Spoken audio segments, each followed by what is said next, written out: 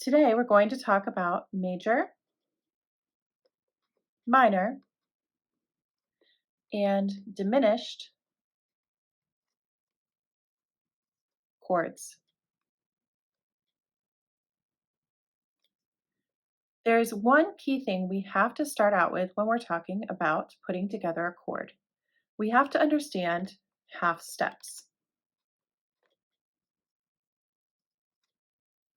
Half steps refer to going from one note to the next.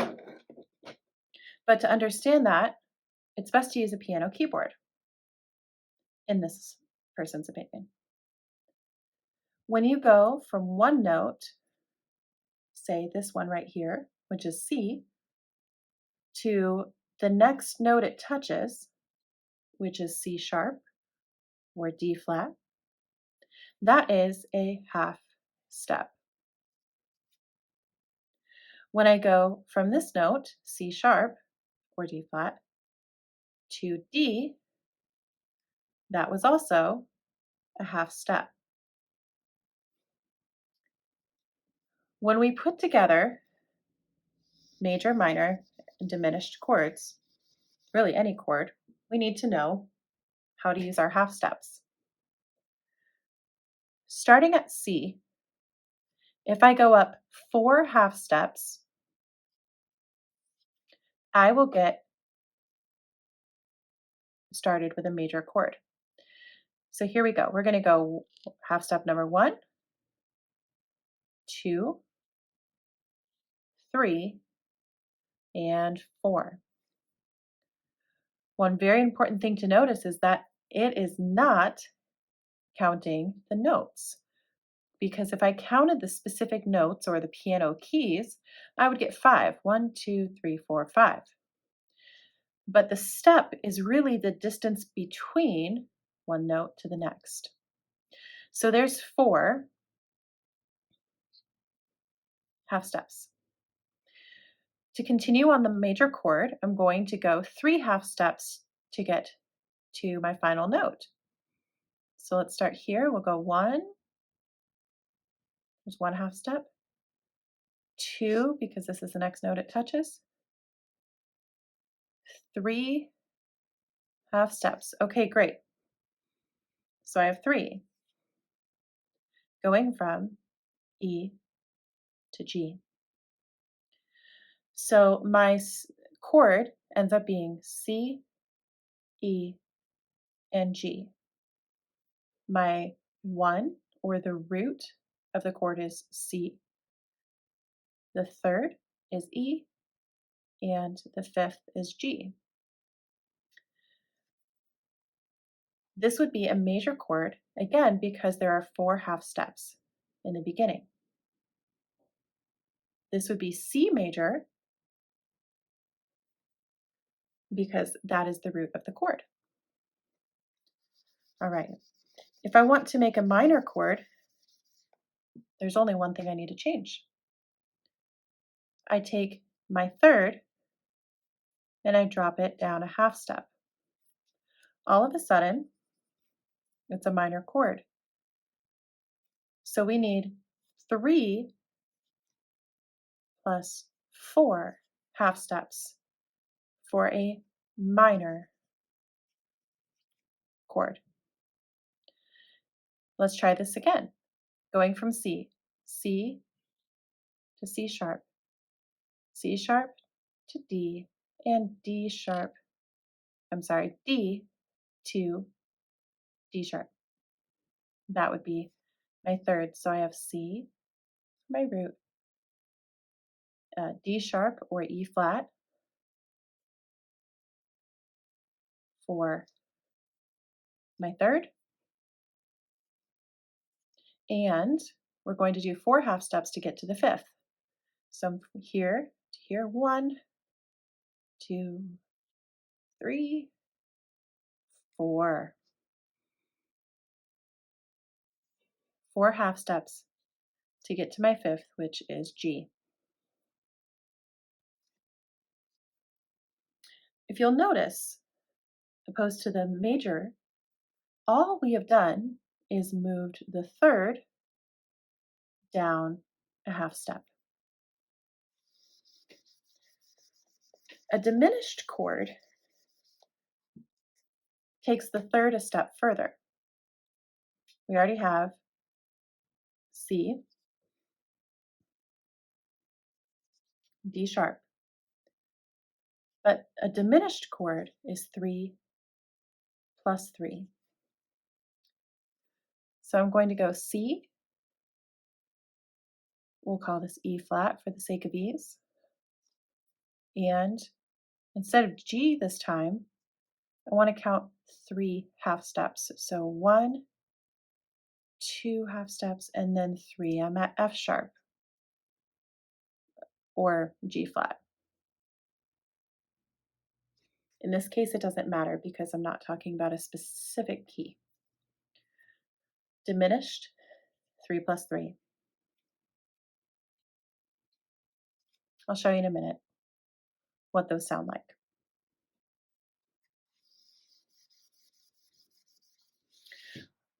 The second thing that we really need to know to create our chords are the intervals in between.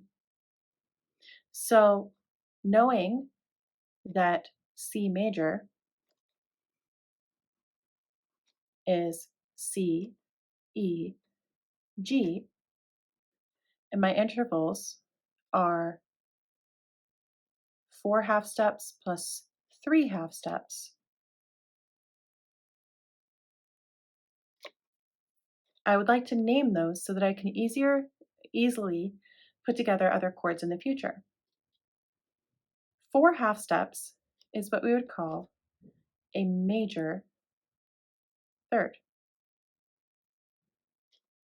3 half steps is what we would call a minor third.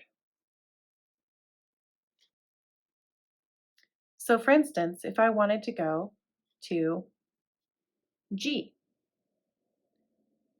I could easily take G, go up a major third, which is 4 half steps. That would be at B. Go up a minor third, which is 3 half steps, which would land me at D. All of a sudden, I have G major.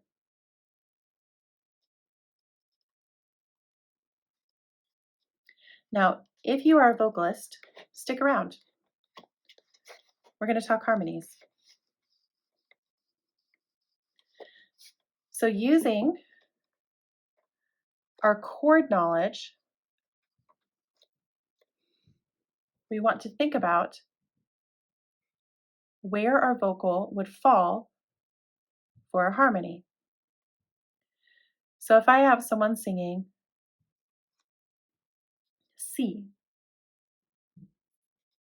I know I can sing E or G and it will balance with that note.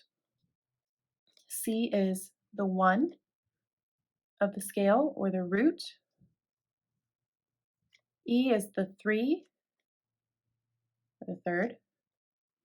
And G is the 5th. Another term you may have seen is that C would be the tonic, G would be the dominant. Now we can already agree that if we're trying to do a harmony, we don't want to be dominant over the lead vocal or the melody. We want to be complementing it. So this is where thirds come in. We like to hear the third when a harmony is happening, but oftentimes the third, especially if you're singing along with a tenor or a soprano, will be too high. Keep in mind, you can also rearrange these letters and go E, G, C, or even G, C, and E. This would be our first inversion.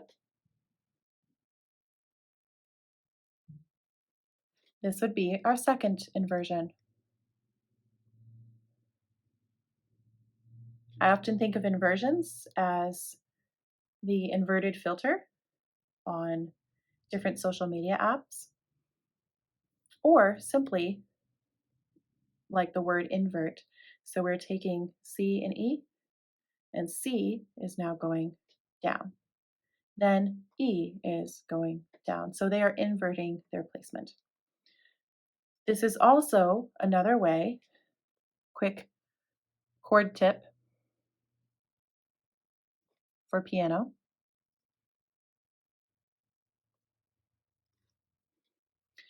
This is also another way to play piano in a less distracting way if you are trying to sing and play at the same time.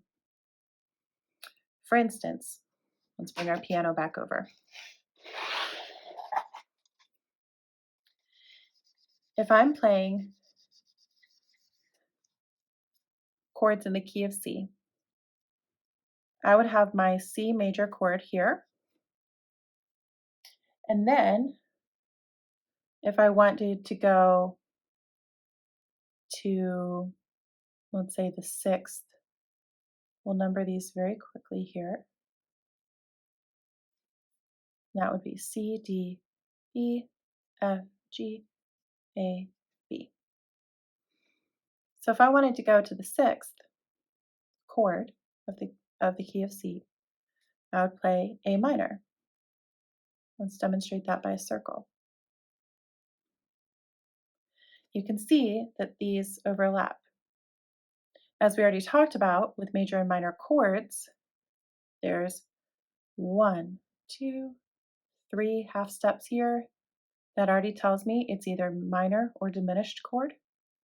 Then from here to here, here, here, here, that is 4 half steps. Therefore, I know for sure it is a major chord. So this would be A minor, C major. If I wanted to go down here and play F, I would play F, A, and C. Now, wouldn't it make more sense for me to take this F from here and bring it over here? Now I'm playing A, C, and F. So I can go from the A minor chord straight to the F chord by only moving this one finger. I could also be playing the A minor chord by only moving one finger this direction. Playing C, E, and then A this way. Now I've eliminated my need to go anywhere here, and I only have to play within those 6 notes right there. Is this the most artistic way to play? Not usually. But if you are someone who is accompanying themselves and wants to keep things a little more simple, if you're playing with a full band, a lot of us as worship leaders will use this too because we want to allow the other instruments to do more of the ornamentation and more of the cool intervals and things like that. It's also easier to concentrate when you're leading people. So, harmonies. We have root position, first inversion and second inversion. The purpose of going over this is just to encourage you that you do not have to necessarily do the third or the fifth above the root, but you could go below. Again, coming back over to our piano. If I wanted to complement a C, and the E was a little too high for me, I could go to my bass clef and play or sing this E here.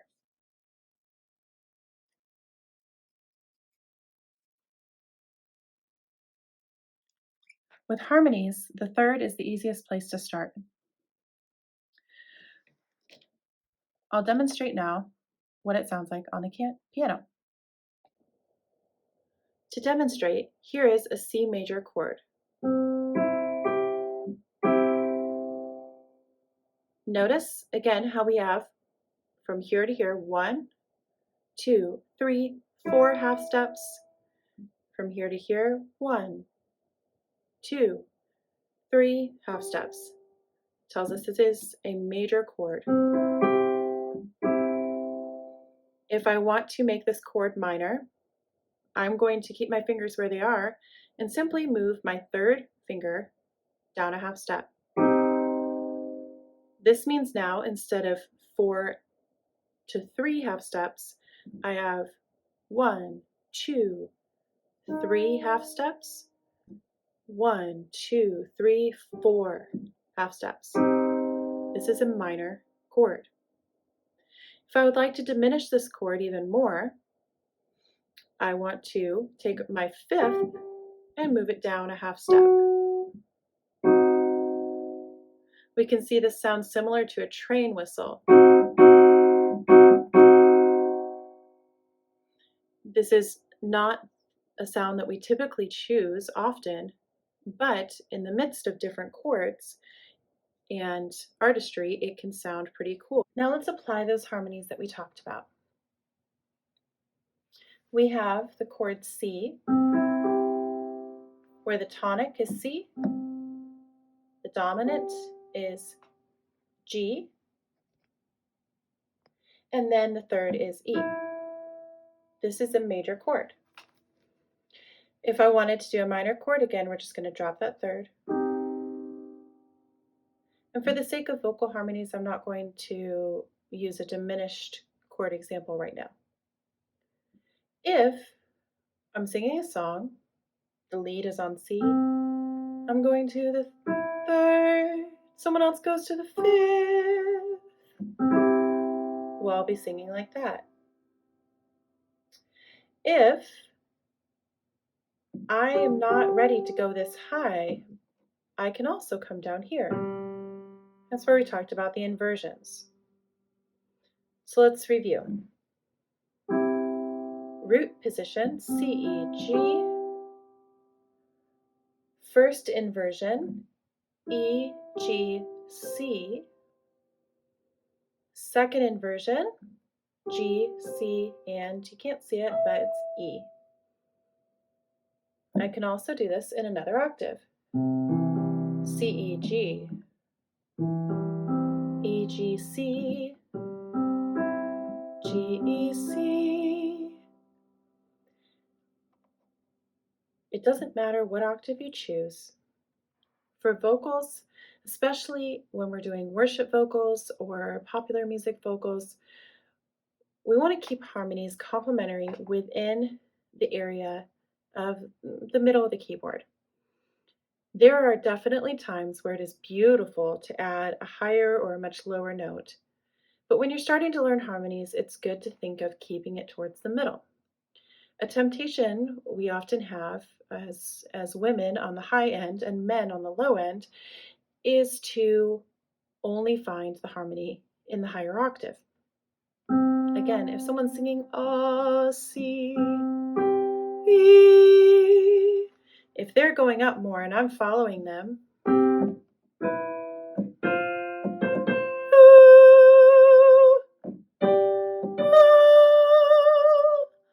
all of a sudden I am singing D5. And that's not usually the easiest thing for people to follow along and sing with if you're doing like worship leading. However, if you're adding it just for the sake of artistry, it can be nice. The idea of harmonies is to be underneath the lead and complement it. Don't forget to follow, share, and let me know in the comments what other vocal questions you have. I'll be happy to answer them.